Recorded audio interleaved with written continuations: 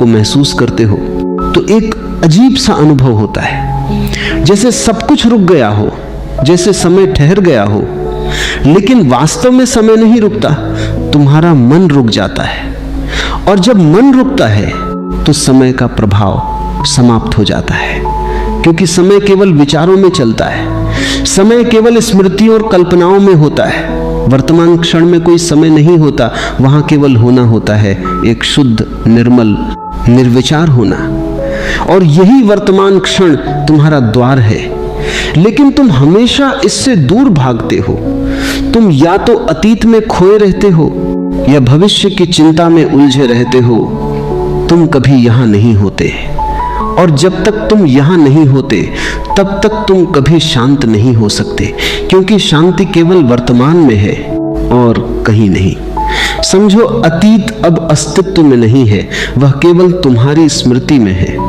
और भविष्य अभी आया नहीं है, वह केवल तुम्हारी कल्पना में है। तो फिर जो वास्तविक है वह केवल यह क्षण है। और अगर तुम इस क्षण में पूरी तरह उतर जाओ तो तुम पाओगे कि यहाँ कोई समस्या नहीं है, यहाँ कोई संघर्ष नहीं है, यहाँ केवल एक गहरी शांति है, एक गहरा मौन है। लेकिन तुम्हारा मन इस मौन से डरता है, क्योंकि मौन में उसका अस्तित्व समाप्त हो जाता है।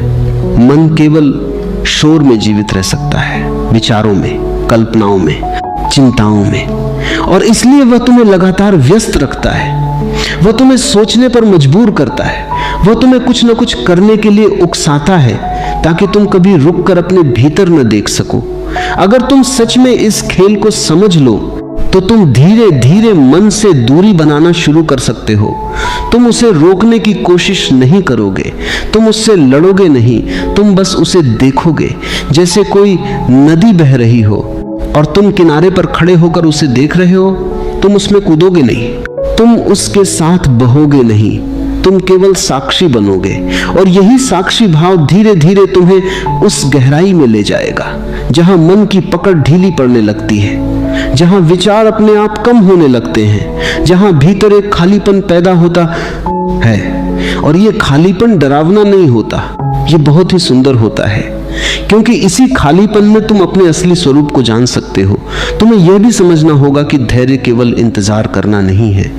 धैर्य एक सक्रिय जागरूकता है, एक ऐसी स्थिति जहां तुम पूरी तरह सजग हो लेकिन जल्दी में नहीं हो, जहां तुम पूरी तरह उपस्थित हो लेकिन किसी परिणाम की मांग नहीं कर रहे हो। यही असली धैर्य है। जब तुम इस धैर्य में जीना शुरू करते हो तो समय तुम्हारे लिए एक